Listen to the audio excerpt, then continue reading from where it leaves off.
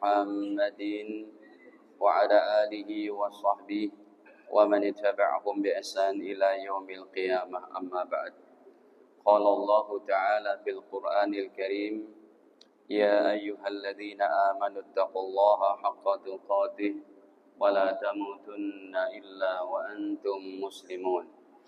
Alhamdulillah, para hadirin kaum muslimin muslimat yang dirahmati Allah Ta'ala, puji dan syukur kepadanya yang patut senantiasa kita panjatkan atas segala limpahan nikmatnya kepada kita, terutama sekali nikmat iman, nikmat Islam dan sehat afiat. Salawat beserta salam semoga senantiasa tercurahkan kepada Nabi mulia Nabi Muhammad sallallahu alaihi wasallam beserta keluarga, para sahabat dan juga kita umatnya. Amin ya rabbal alamin. Para jemaah, kita masih pada tema lanjutan bahwa kita tidak sendirian di akhirat. Bagian ketiga. Tema ini adalah merupakan kasih sayang Allah kepada orang-orang beriman. Orangnya sudah meninggal, tetapi amal-amalnya masih bisa bertambah. Orangnya sudah tidak beribadah, tetapi masih bisa menerima kiriman-kiriman doa dan pahala dari orang-orang yang masih hidup. Baik itu anaknya, keluarganya, tetangga, saudara, kaum muslimin seluruh dunia. Ini benar-benar merupakan kasih sayang Allah kepada orang beriman. Yang kita beriman kepada Rasulullah, tidak pernah bertemu dengan beliau, moral yang Allah berikan kepada beliau. Jadi kita beriman di zaman yang pemikiran bebas, bias. Ya, ada seorang mau bertuhan kayak enggak Tuhan, itu urusan pribadi katanya. Ya, ada orang yang imannya lemah dia ikut, ada orang yang tidak punya pendirian dia mengikuti juga. Nah, hadirin, orang yang beriman sampai matinya dia berhak untuk tidak sendirian di akhirat. Ada pihak-pihak pilihan Allah yang akan membackup-nya. Pihak-pihak pilihan Allah yang akan menolongnya. Ini kita sudah lalui 7 poin kalau tidak salah. Yang pertama, ya, amal soleh kita menemani di alam kubur. Sudah saya bahas. Kemudian surat Tabarok atau Al-Muluk akan menjaga kita dari siksa kubur. Ini dibaca tiap hari, dihafal kalau bisa. Yang ketiga, surat Al-Muluk akan memohon, meminta, merengek-rengek kepada Allah supaya diampuni dosa orang yang rajin baca. Yang keempat adalah Al-Quran dan puasa Ramadan akan membersamai kita. Puasa bisa bicara di hadapan Allah. Al-Quran juga bisa bicara di hadapan Allah. Jangan kau siksa ya Allah. Ampuni dosa dia ya Allah. Kita nggak sendiri. Tetap ada yang menolong. Yang kelima adalah istighfar anak yang soleh untuk orang tuanya. Ini sangat tepat sekali untuk kita lakukan. Biasanya kita beristighfar 100 kali. Astagfirullahaladzim. Maka ini kita istighfar, Rabbighfirli wali walidayya. Orang tua kita yang sudah meninggal diangkat derajatnya 100 kali Pak setiap hari. Ini sangat potensi sekali, aplikatif untuk kita lakukan. Nomor 5 sudah kita bahas. Nomor 6, orang tua yang soleh bisa mengangkat derajat anak cucunya di sorga. Kebalikannya nih, ya, orang tuanya di sorga, anaknya sorganya tidak terlalu tinggi, sorganya rendah. Lalu bapak ibunya bisa menolong anak-anaknya supaya sorganya selevel, gitu, setingkat. Bahkan ini dalilnya Al-Quran dalam surat At-Tur ayat 21. Yang ketujuh, sholat jenazah dengan jumlah 40 orang. Kemarin saya, Rabu kemarin masih di Madinah, kita sholat Jumat di Mekah sekali, sholat Jumat di Madinah sekali. Kan minggu kemarin saya baru pulang dari Madinah. Hadirin, itu ada orang meninggal habis Jumatan. Kemudian disolatin. Kan ada pengumuman tuh tiap habis sholat. As-salatu alal amwati wa tifli rahimakumullah. Sholat jenazah. Itu yang nyolatin kemarin di Masjidil Haram sampai dari Hotel Tower Zamzam, dari Hotel Hilton, terus 1 kilometer ke belakang ke jalan raya, ke Misfalah. Begitu panjangnya. Berarti yang nyolatin tuh 2 juta orang. 40 orang aja diampuni dosanya. Orang Islam, laki atau perempuan meninggal dunia, jenazahnya disolatin sama 40 orang. Jaminan diampuni dosanya. Apalagi yang nyolatin berapa? 2 juta orang. Makanya hadirin, boleh nggak kita minta, ya Allah, matikan saya ya Allah, wafatkan saya di Masjidil Haram. Boleh nggak Pak? Matikan saya di Mekah dan Madinah. Boleh tidak? Boleh. Asal jangan matinya loncat dari hotel. Meninggalnya secara dia mungkin umroh, ibadah, meninggal. Kayak Mbah Maimun aja tuh. Ya. Mbah Maimun Zubair kan lagi haji tuh. Pas hari Selasa habis tahajud meninggal. Hadirin, siapa yang meninggal di kota Madinah, berarti tanah penciptaan dia itu adalah terbuat dari tanah Madinah. Karena dia disatukan dengan jasad Nabi Muhammad di kota Madinah. Itu mulia banget tuh meninggal di sana. Baik. Saya sih sempat doa juga, ya Allah matikan di Madinah, tapi jangan sekarang ya Allah. Anak-anak masih kecil maksudnya. Ya nanti-nantilah gitu. Baik, kita masuk nomor 8, ini 6 Oktober. Ya. Ini 6 Oktober tanggalnya. Kita masuk nomor 8 hadirin. Nomor 8 adalah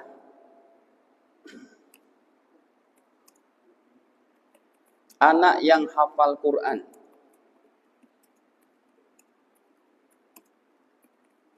Menolong 10 orang keluarganya yang masuk neraka. Ya, ini poin nomor 8. Makanya kalau bapak-bapak sekalian punya anak 5, 6, usahakan 1 orang pada bidang agama, menghafal Quran, belajar ilmu agama, supaya nanti ada nilai lebih di hadapan Allah, dibanggakan. Ya, makanya bulan kemarin saya katakan kita yang orang awam paling tidak menghafal surat juz 30, surat Al-Muluk, Yasin, sama Al-Waqiah. 4 ini aja deh. Ini pun lumayan udah setara 2 juz. Ya, setara 2 juz lah. Kalau Anda hafal ini, Yasin, Al-Waqiah, Al-Muluk atau Tabarok, dan juz 30. Baik. Anak yang hafal Quran 30 juz ini hadirin, ya. Dalam hadis riwayat Imam Tirmidzi rahimahullah, bahwa Nabi sallallahu alaihi wasallam bersabda, "Man qara'al Qur'an wastazharahu." Siapa yang baca Quran dan dia hafal 30 juz.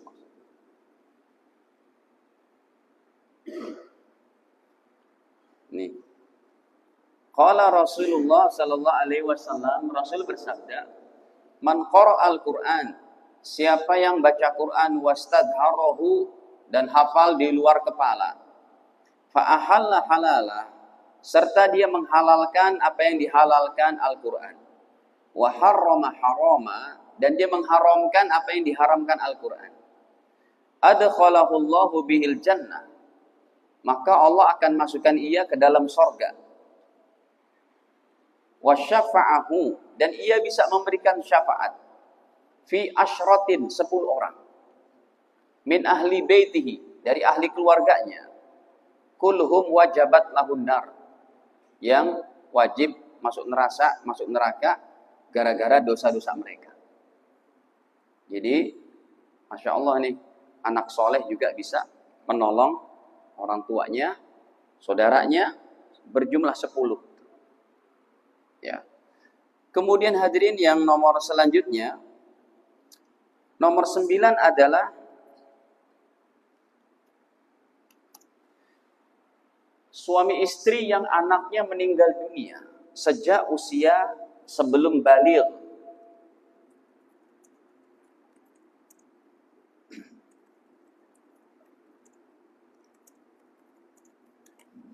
Asalnya itu 3 orang anak. Banyak banget ini. Suami istri yang kewafatan 3 orang anaknya, ya, sebelum usia baligh. Ini mereka akan menjadi tameng dari api neraka bagi bapak ibunya karena kesabarannya yang sudah Allah uji dengan musibah itu. Ya, jadi tameng dari api neraka. Suami istri muslim, muslimah. Anaknya meninggal 1, 2, 3. Rata-rata di bawah usia 10 tahun lah sebelum baligh. Kata Rasul, anakmu yang meninggal itu menjadi tameng supaya kamu menjadi perisai supaya kamu tidak disentuh api neraka. Karena kesabaran si suami istri itu. Tapi jumlahnya 3, Pak. Makanya dalam hadisnya ada pembicaraan dengan para sahabat. Ya Rasul, anak saya meninggal bukan 3, cuma 2. Anak saya 1 ya Rasul yang meninggal. Itu coba kita lihat bagaimana hadisnya. Hadirin, hadis ini riwayat daripada Imam Ahmad. Nah ini baru tampil lagi nih Imam Ahmad. Nomornya pada 3000 sekian. Jadi memang di sebalik musibah orang Islam, di situ ada pahala, Pak. Jangankan kena musibah berat, anaknya meninggal, gini gitu. Ya, Anda kena duri aja, duri. Itu diampuni dosa. Hadis riwayat Imam Bukhari. Nah, coba kita lihat hadisnya ini. 3554 riwayat Imam Ahmad atau Imam Hambali. Qala Rasul sallallahu alaihi wasallam, Rasulullah bersabda, "Ma min muslimaini, tidaklah sepasang suami istri muslim, yamutu lahuma, yang anaknya meninggal dunia, salah satu minal waladi, 3 orang tapi. Anaknya meninggal jumlahnya 3 orang. Lam yablughul hinsa, belum sampai usia baligh.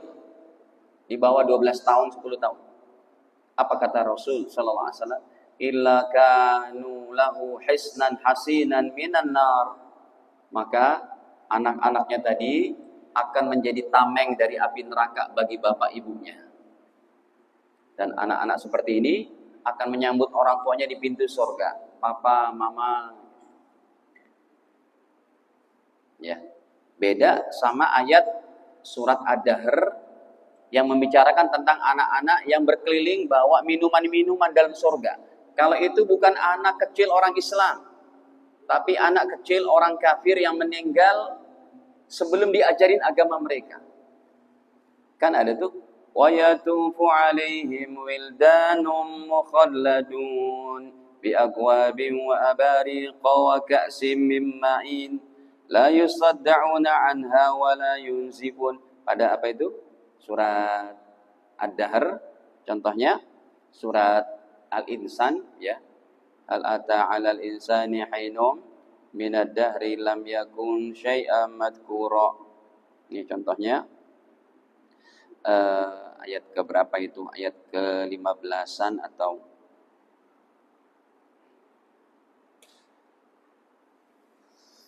nih apa itu? Wa yatufu alaihim wildanum mukhalladun. Dan mereka dikelilingi, penduduk sorga dikelilingi oleh anak-anak yang dikekalkan. Kalau ini mah bukan anak orang Islam. Ini anak orang kafir yang meninggal usia kecil yang belum diajarin agama mereka. Itu jadi anak-anak kecil yang dikekalkan. Yang mereka akan membawa minuman, makanan, pelayan-pelayan di surga. Tapi kalau anak kecilnya itu udah diajarin agama mereka, diikutkan sama bapak ibunya. Baik. Nah, hadirin para jamaah dirahmati Allah, ini diantaranya nomor 9. Jadi, belum ya hadisnya. Sebentar. Qila, maka Rasul ditanya, ya Rasulullah fa in kana snaini, ataupun lam uqaddim illa snain. Ya Rasul, anak saya yang meninggal bukannya 3 tapi 2. Apakah tetap dapat keutamaan ini? Qala, Rasulullah bersabda, wa in kana isnain, ya, sekalipun anak Anda yang meninggal 2 orang. Berarti turun tuh Pak, dari berapa? 3 jadi 2. Kan susah juga tuh, ya. Enggak semua orang anaknya meninggal, jarang-jarang lah gitu. Ada seorang sahabat yang menjadi guru, ya, guru besarnya umat Islam dalam bidang qiraah, penghafal Quran terbaik para sahabat. Nih, biar hadirin tahu nih, siapa ustadz penghafal Quran terbaik di kalangan sahabat? Di antaranya beliau nih, Ubay bin Ka'ab, Abul Mundir. Sahabat Ubay bin Ka'ab ini adalah yang pernah mengimami sholat tarawih habis Isya, selesainya menjelang makan sahur. Makanya disebutnya oleh perawinya ini Sayyidul Qurra, guru besarnya para qori, ya, pemimpin para penghafal Quran. Hafalan 30 juznya semacam air beliau. Makanya bisa ngimamin dari habis Isya sampai menjelang makan sahur. Beliau mendengar Nabi bersabda, yang meninggal anaknya 3 orang, 2 orang. Beliau ikut-ikutan bertanya, ya Rasul, lam uqaddim illa wahid. Kata beliau, anak saya meninggal bukan 3, bukan 2 ya Rasul, tapi wahid. Berapa? 1. Ini dapat keutamaan ini enggak ya Rasul? Saya pun bersedih ya Rasul, anak saya meninggal. Allah alam, kenapa Rasul mensyariatkan 3? Karena Rasulullah sendiri anaknya meninggal usia kecil 3 orang. Abdullah, Qasim, dan Ibrahim. Ya.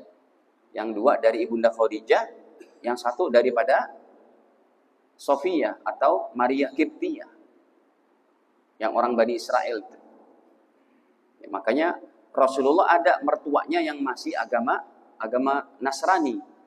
Ayahnya siapa? Bunda Sofia atau Maria Kiptiyah. Tapi Bunda Maria Kiptiyah sudah masuk Islam. Baik. Ya Rasul, anak saya meninggal 1, bukan 2, bukan 3. Qila, maka dijawab, wa in kana wahidan, iya, sekalipun anak Anda yang meninggal cuma 1. Ya, dapat tuh. Ya ini sih karena musibah yang Allah beri ujian kepada sepasang suami istri, dia bersabar, dia jaga imannya, ibadahnya sampai meninggal, dia dapat keutamaan ini. Ya. Jadi ada hadirin jalur-jalur eksternal seperti ini. Kejadian-kejadian yang memang dengan dalil tapi bisa menjadi, yaitu mempermudah kita terhindar dari api neraka, bisa mempermudah masuk surga. Sekarang yang paling penting nih, nomor selanjutnya, nomor 10.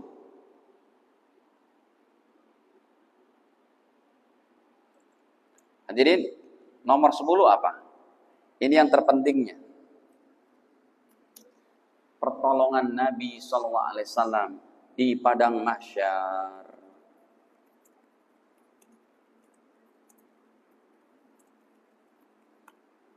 Ini yang disebut dengan syafa'atul uzma.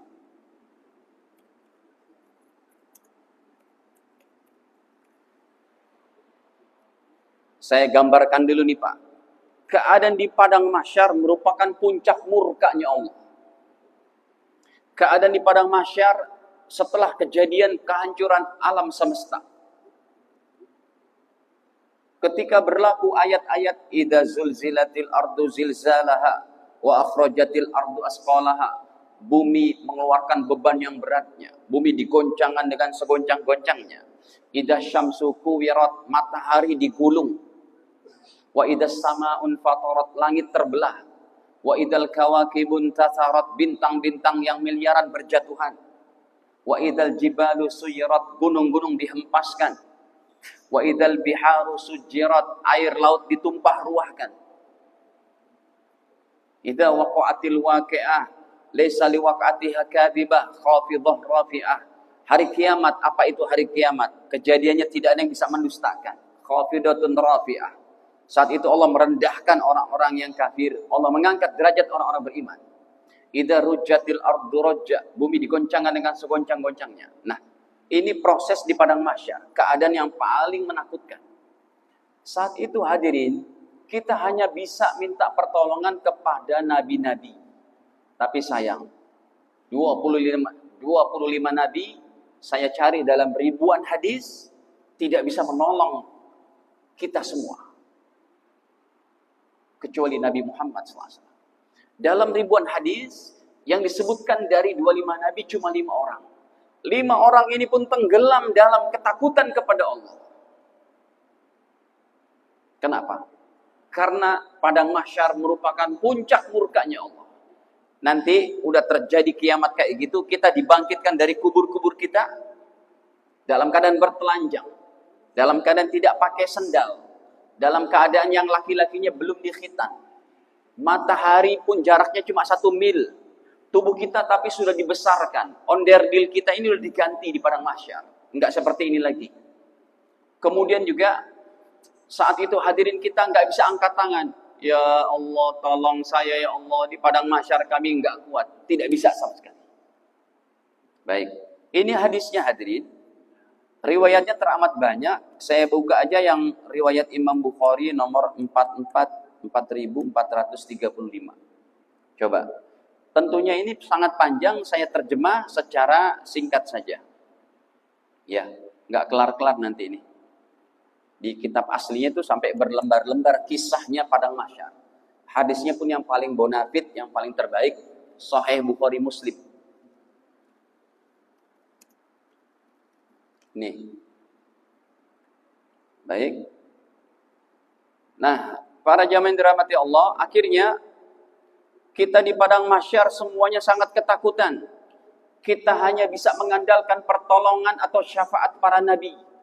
Yang pertama, tadi saya katakan cuma 5 orang nih Pak. Nabi Idris enggak disebut, Nabi Soleh tidak ada namanya, Nabi Sulaiman, kurang soleh apa Nabi Yusuf, Nabi Zakaria, Nabi Idris. Tidak ada sama sekali. Yang ada cuma 5 orang. Siapa? Yang pertama kita minta tolong sama baginda Adam. Wahai Adam, tolong kami. Engkau adalah Abul Bashar. Engkau adalah hamba Allah yang pertama kali Allah ciptakan. Bla bla bla, kita minta tolong. Apa kata Nabi Adam? Mohon maaf anak cucuku, saya enggak bisa nolong kalian. Kenapa? Wa innahu nahani anis syajarah fa asaitu. Saya dilarang untuk makan buah kholdi, tapi malah saya makan. Ini menjadi aib saya. Allah murka sama saya malu kepada Allah. Nabi Adam tidak bisa menolong. Ini pun ayatnya ada. Kalau mau diperjelas tuh. Dalam Al-Baqarah ayat 35. Ya. Wa idh qulna li Adam askun anta wa zawjukal jannah wa kula minha ragadan haitsu syi'tuma. Nah, tapi wahai Adam, silakan tinggal di surga, makan minum yang puas, yang enak. Tapi kata Allah, wala taqraba hadhihi syajarah. Jangan kamu deketin pohon ini. Bukan cuma dideketin pohonnya. Diapain? Diambil buahnya.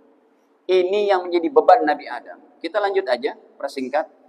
Nabi Adam lewat. Kita minta tolong kedua kepada Nabi Nuh. Ya Nuh, tolong kami. Wahai Nabi Nuh, tolong kami.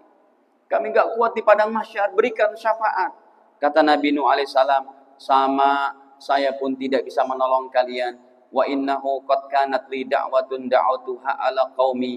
Saya pernah berdoa dengan doa yang sangat kejam. Ya Allah, matikan semua orang kafir. Itu pun diabadikan oleh Allah dalam surat Nuh ayat 26. Rabbi la tadhar 'alal ardi minal kafirina dayyara. Innaka in tadharhum yudillu 'ibadak wa la yalidu illa fajiran kafara. Nih. Ini loh ayatnya kata Nabi Nuh.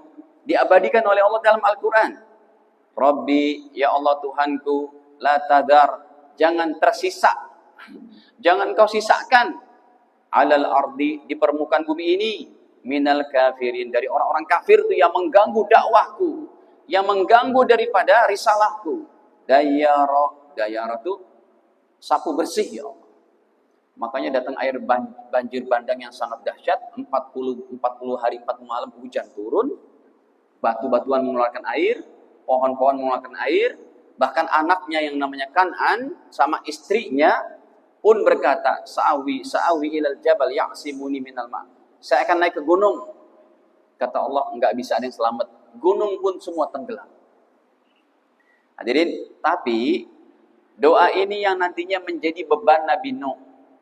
Kata Nabi Nuh, saya nggak bisa menolong kalian. Saya pernah berdoa, tapi doanya kayaknya kejem banget. Matikan orang-orang kafir ini ya Allah.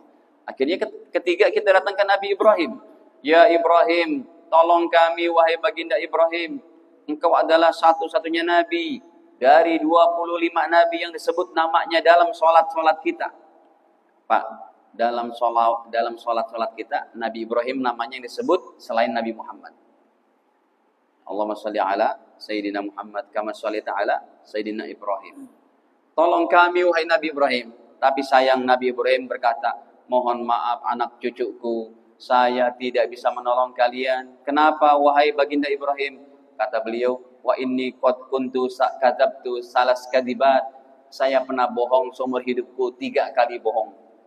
Bohong yang pertama, diajak keluar sama kaumnya, beliau berkata ini sakim, saya sakit, padahal nggak sakit. Bohong yang kedua, ketika kaumnya udah pergi, dia hancurin berhala-berhala. Maka pas pulangnya ditanya, Ibrahim, siapa yang hancurin ini? Tuh yang gede, tanya aja coba. Yang ketiga, istrinya ditanya sama raja yang zalim, ini siapa? Kok cantik banget? Kalau dijawab ini istriku, maka akan diambil. Maka Ibrahim menjawab, hadihi ukhti, she is my sister. Beliau tidak jawab, she is my wife. Ini adalah saudariku. Bohong 3 kali, Pak. Nabi Ibrahim umurnya 100 tahunan, bohongnya 3 kali. Kita umurnya berapa? Bohongnya berapa kali? Kayaknya tiap hari kita bohong. Hadirin, kemudian Nabi Ibrahim lewat. Nabi Musa, ya Musa tolong kami. Wahai Nabi Musa tolong kami nih, kata. Kita semua minta kepada Nabi Musa. Ya Musa tolong kami. Engkau adalah orang yang pernah diajak bicara sama Allah. Kata Nabi Musa, tangan kanan ini pernah nonjok seorang anak buahnya Fir'aun. Glok, mati. Ini aib saya di akhirat di hadapan Allah. Saya nggak bisa nolong. Akhirnya singkat cerita hadirin, kemudian Nabi Isa. Ya Isa, wahai Nabi Isa tolong kami. Udah 5 tuh berarti. Adam, Nuh, Ibrahim, Musa, dan Isa. 5-5-nya ini tidak bisa menolong. Kata Nabi Isa, bagaimana saya nolong kalian? Aku disembah sebagai anak Tuhan. Aku dijadikan Tuhan, padahal saya manusia. Saya cuma Rasul dan Nabinya. Hadirin, lihat. Dari semua manusia nggak ada yang bisa nolong, hadirin. Di padang mahsyar siapa yang bisa nolong? Sayyidina Muhammad sallallahu alaihi wasallam. Kita minta tolong, ya Muhammad wahai Nabi, tolong kami. Akhirnya Nabi hanya menyebut yaitu umatku, umatku. Beliau tidak memikirkan anak cucunya, istrinya, keluarganya, tidak. Tapi yang disebut oleh Nabi di padang mahsyar, ummati ya Rabbi, ummati ya Rabbi. Ya Allah Tuhanku, ya Allah Tuhanku, umatku ya Allah, kasihanilah mereka. Pak, setelah kita dapat syafaat kayak begini, baru kita mendapat kenyamanan. Ya, dan ini diantaranya nomor ke-10. Udah Pak, cukup. Cukup.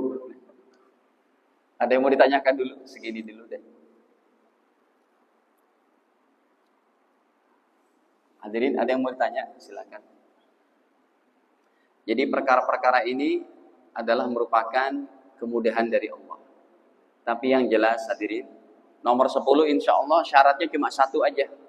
Kita masih memiliki kemurnian la ilaha illallah Muhammadur Rasulullah. Jangan sampai syirik dalam hati kita. Jangan sampai kafir, jangan sampai murtad. Ya, kalau kita semuanya aman dari itu semua, insya Allah nih, seberat apapun dosa kita, asal kita bertobat, nanti lebih gampang lagi akan ditolong oleh siapa? Nabi Muhammad Sallallahu Alaihi Wasallam.